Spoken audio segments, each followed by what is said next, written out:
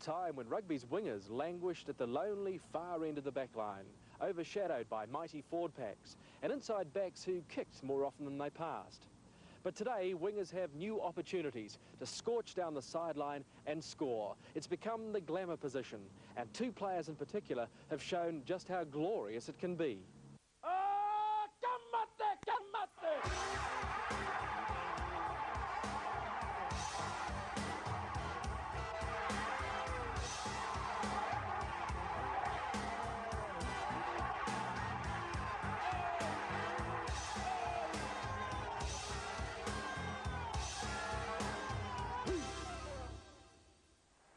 For 20 years now, the wing has been the most glamorous position on the field. They are the flyers who finish off the team's moves and dot the ball down for the try. And their speed, grace, balance and flair make them the darlings of television. The first of these modern star wingers was the man they called BG, BRYAN WILLIAMS. He burst onto the scene as a 19-year-old. He had strength, speed and audacity. BG's legacy lives on in the latest sensation on the wing, John Kirwan. JK was also just 19 when he became an All Black. He too was blessed with the winger's magic. BG and JK, try-scoring powerhouses with a public image to match their abilities. They're rugby's glamour boys. BRYAN WILLIAMS, thundering thighs, a giant sidestep and enormous reputation.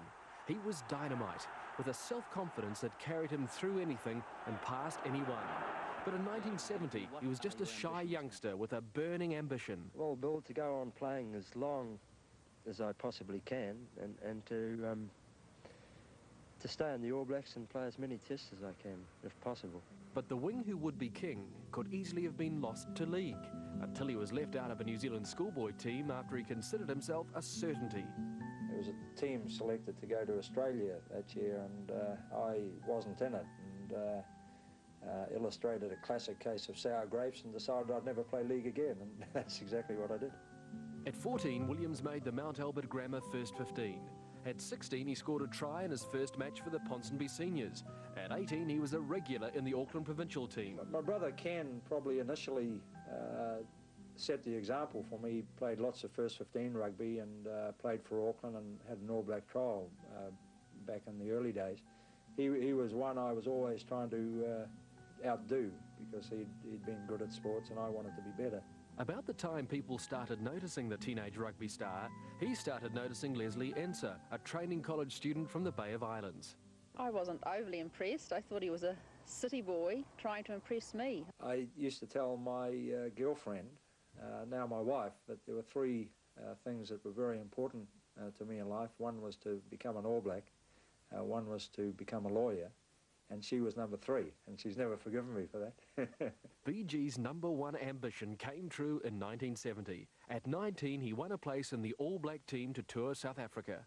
The first time that you're named for the All Blacks, it's the pinnacle. It epitomises everything that you've ever wanted and dreamed about. The pressure was on. Not only was he a new All Black, but he was a non-white in South Africa. Well, initially I was very scared. I remember when the plane touched down in Johannesburg, I just wanted the plane to turn right around again and head back to New Zealand. William's grandfather was South African, and when BG scored 2 tries in his first match, it wasn't only his relatives who were impressed. He would score 14 times in 13 matches, including his first test. Great try, and everyone's laying with. Even the team veterans were intrigued that this shy newcomer could be so dynamic. And I said, you know, come on, I've got a room with this guy to get to know him. I said, you know, he's such a great player, we've got to get to know this fella a bit. He could do so much, you know, and he just oozed confidence on the field. I remember the first time I met Colin Meads, I actually didn't know how to address him, whether I should call him Mr. Meads or Pine Tree, and I think in the end I just said, how are you? Against Eastern Province, BG scored what he considers the greatest try of his career. It began with a back heel that showed extraordinary self-confidence and proved anything was possible. Williams has picked it up. I don't think they'll stop him.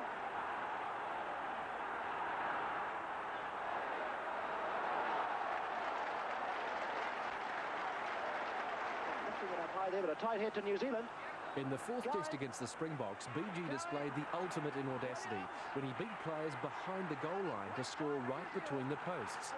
But not everyone was amused. I recall doing the same thing in a festival game the following year, and Colin Meads was right behind me and he said, "Put that bloody ball down." On his first tour as an All Black, Bryan Williams had given the best performance ever by a winger on a single tour, displaying brilliance that remains unsurpassed. Nobody in New Zealand who's only seen him in New Zealand has seen Bryan Williams at his best. He was almost walking on water. I just, everything he did on that tour just turned to gold. The ground suited me just fine. I was young, no commitments, fit, just raring to go, and All Black rugby had always been a great dream, so I was totally motivated as well. He had the ability to beat a man with speed. He could beat a man with his massive sidestep, and yet he could blow him over just by putting his shoulder down, and he had all those strengths working at 100% in South Africa. On his return home, it seemed as if most of New Zealand wanted to touch rugby's hottest new star. As well, he received over 1,000 fan letters from South Africa. But BG didn't let fame go to his head. And when you've got a mother like mine and a family like mine, they make sure I kept my feet on the ground, patting me on the head and saying, "Down, boy, down." There were so many people wanting to interview him or just to talk to him or be near him that I felt pushed aside, and I actually took a year off and went out of Auckland for a year and gave ourselves a breathing space, and it worked. I had him begging me to come back at the end of that next year. BG would never really recapture the sparkling form of South Africa in 1970, but he was still impressive. I think when I came back to New Zealand that I'd made a reputation for myself, and I was far more closely marked later on in my career, and perhaps there was the fact that I didn't train quite as hard. My career was sort of marked by periods of inconsistency.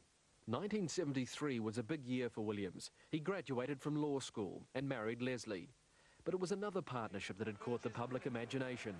Right-winger BG had teamed up with left-winger BATTY, a pocket rocket who was one of the smallest All Blacks ever, but also one of the gutsiest. Individually, they were magnificent. Together, they were unstoppable.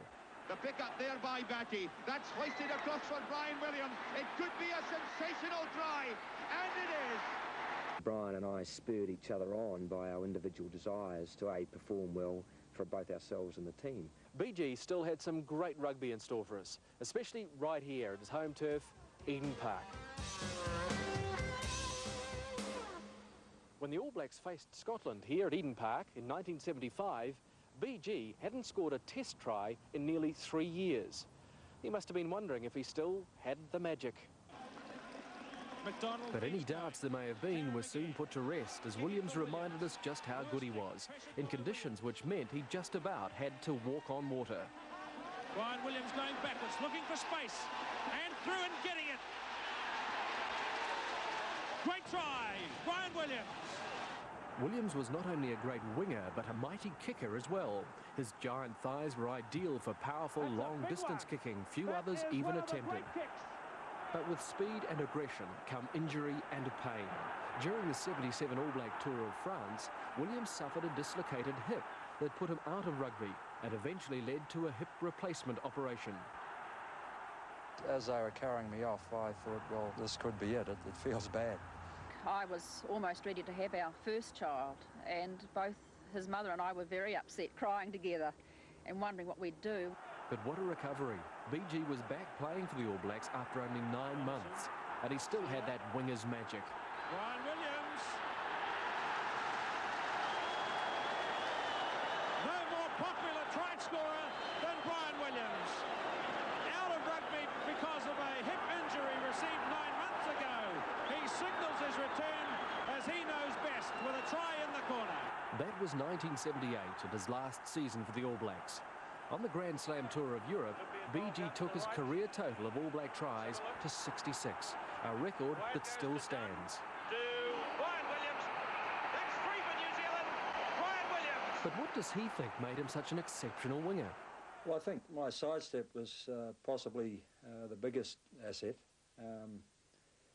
I used to liken my sidestep to a hop, step and jump, and when I sidestepped someone I could step pretty wide. And then, of course, there was the fend as well. If your sidestep didn't quite work and the tackler got on a wee bit too close to you. The fact that he scared the living daylights out of every other bastard that he marked, I guess. But the pace, power, BG was, particularly when he was younger, was the complete winger. BG played for Ponsonby and Auckland until 1982, and today he's assistant coach of the Auckland side. Brian and Leslie now run a motel, and Brian has his own law practice. He's chairman of the Pacific Island Leadership Trust, and somewhere in there, he finds time to coach the family. Oh, the kids love him. He's always romping with them in the park. I think there may be a couple of future All Blacks amongst them.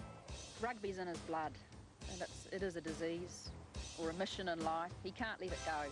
Bryan Williams retired from provincial rugby in 1982. And that same year, Auckland coach John Hart made a discovery that would launch the career of another superstar winger. Paul Little, who was a great All Black centre, had said to me the year previous that he thought there was an outstanding player playing for Marist that I should have a look at. I actually went along that year when he was playing 5th grade, and I saw enough in that match to say here was some exceptional talent. That talent was a teenage butcher's apprentice from Mangere, John James Kirwan. He was young, fast, hungry, and headed for superstardom. Raw talent, I've got to say that it was raw at that time, but he had explosiveness, which he has sustained and probably developed. He had the tremendous ability for a big man to move around in small areas. Yeah, it was an amazing time of my life. You know, I sort of, 1 week I was playing 3rd grade, and 2 weeks later I was sort of in the Auckland A side. The star was born in Auckland in December 1964. He was the youngest of 4 children and the only son. I always remember him as playing lots of sports. He used to always be very busy and playing anything. He used to play league, tennis, used to swim a lot, and he was always quite good at everything he did. John and his 3 sisters have always been close. He's not only our brother, he's our friend too, which is really important to all of us. You know, if we ever need him, he's always there. And his family are always there too, supporting John on the sideline. We're sort of really close. We have been sort of for a long, long time, and they're really supportive. They always come along to the football. No, if he does something wrong, we feel it. Yeah. And then if he has a good game, then we feel great too. Dad sort of brought me up playing rugby, and he's probably been the coach of them all, really, because on Sundays when I was young, we used to go down the park and sort of boot the ball around. And I done my best with him anyway. Just taught him the basics, really, and he carried on from there. As a schoolboy, he played halfback till he literally grew out of the position. I grew a foot in a year, so at the beginning of the 5th form I was pretty small, and then by the end of the year I was sort of tripping around number 8's feet. That year, John left school and began a butcher's apprenticeship at his father's shop. He also decided on a change of position on the rugby field. Went to Marist and said, I want to play centre. And they sort of said, OK, and they gave me a game, and I was pretty average, so they said, look, go on the wing, and when you get the ball, just run. And run he did, all the way from 3rd grade into the Auckland rep side. John Hart knew this big blonde kid was something special. He had an aggression. He, to me, was he was really powerful and looked to want to get into the game. And I mean, he was hungry, and raw but hungry. 2 games later, he was playing for Auckland against the Lions, and I remember that game probably more dominantly because he showed a remarkable turn of pace to get back and save a try. Look at that. Ollie Campbell nudging through. Telling it, it slipped away from him. Towed on by Clive Woodward, and it'll be a try. It's Kirwan and Woodward. Oh, look at Kirwan. In 1984, a year after he first stepped out for Auckland, JK was in the All Blacks. He was just 19, but he knew what he wanted. I don't just want to be an All Black, I want to be a good one. You hate to say a star is born, but I think by the end of this year, a star will be born in New Zealand. Wales territory. JK's first tour was to Australia in 1984, but the Wonder Boy would come down to earth with a thud in his first tour match. Gerald Owen, there's a bit of a dispute over there. Matt Burke and John Kirwan. Matt and I sort of got off to a bad start, I guess. He was the guy who tackled me when I dislocated my shoulder. I don't know whether he did it on purpose. In fact, I don't think he did, but it did start off a good rivalry. We were revved up for that game. We were playing the All Blacks, and it was actually the first time I had played a senior All Black side for Sydney. And it was a big day for us, and it was just unfortunate that John didn't have the ball at the time.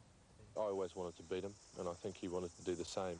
Plus, he scored a few tries around me, which I don't particularly enjoy.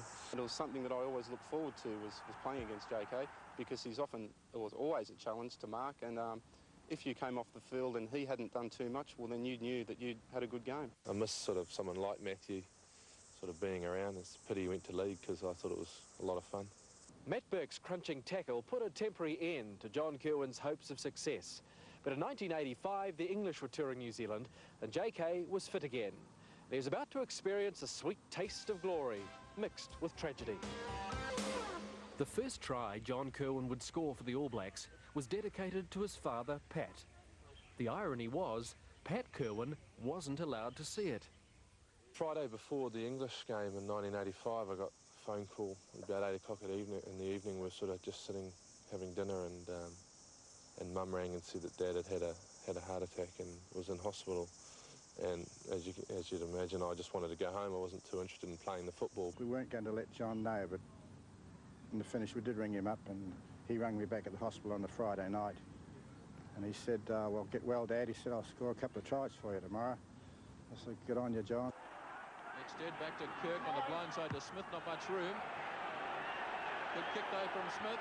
Taylor was there quickly. Porkery to John Kirwan. First test try for John Kirwan. Dad wasn't allowed to listen to it or watch it, but he saw it afterwards, which was good. So that try was sort of nice, because I wanted to score one for him. And it was particularly hard, but John was wonderful. And, you know, considering he is the baby, it's, you know, amazing. Well, we're a very close family, so if there is any problems, we all knit together and seem to work these things out. In 1987, Kirwan began a 2-year high, which would see him win the title New Zealand Player of the Year and be acclaimed the best winger in the world. Auckland continued its Ranfurly Shield reign, and the All Blacks won the very first Rugby World Cup, with a little help from JK.